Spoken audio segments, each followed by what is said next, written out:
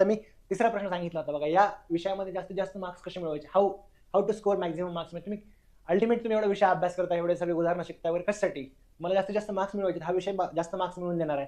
मग ते कसे मिळवायचे, म्हणजे हे लगेराव मधला सीन आहे बघा, त्याच्यामध्ये मुन्ना भाई आणि हे बोलत असतात वगैरे, त्यावेळेस मुन्ना भाई म्हणतो यार सर्किट वाट गेली आहे म्हणून, तर तिथं सर्किट म्हणतो भाई वाट गेली नहीं बोलने का, फिर तो हमको वो टपोरी समझेंगे ना. तो म्हणतो क्या बोलने का फिर, भाई देश की दुर्गती हो रही है बोलने का, दुर्गती. आणि पुन्हा आणखी तो सांगतो बघा काय, की भाई ना फुल कॉन्फिडेंस में जाने का, एकदम फुल कॉन्फिडेंस में और एकदम विनम्र के साथ बात करणे, हे सगळं तुम्हाला करायचं आहे.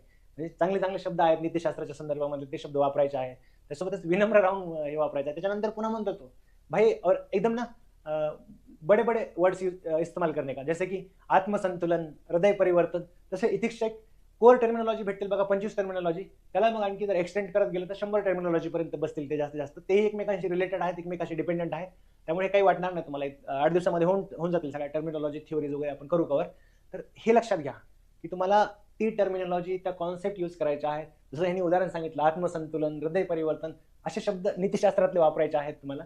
आणि be ethical not just in your conduct but in your vocabulary also. तुमच्या उत्तरामध्ये सुद्धा तुम्हाला इथिकल राहावं लागेल. म्हणजे तुम्ही म्हणाल की मी माझ्या वर्तनामध्ये, माझ्या वागण्यामध्ये, वर्तणुकीमध्ये मी खूप नैतिक आहे, नीतिमत्ता आहे, याच्यामुळे मला माझ्याकडे खूप जास्त नीतिमत्ता आहे, याच्यामुळे ते मला 250 पैकी 150 मार्क देतात. तर असं देत नाहीत मार्क. म्हणजे 3 इडियट मध्येच म्हणतो, तुम अगर प्राईम मिनिस्टर के बेटे हो तो भी कुछ फरक नाही पडता, तशा टाईपमध्ये.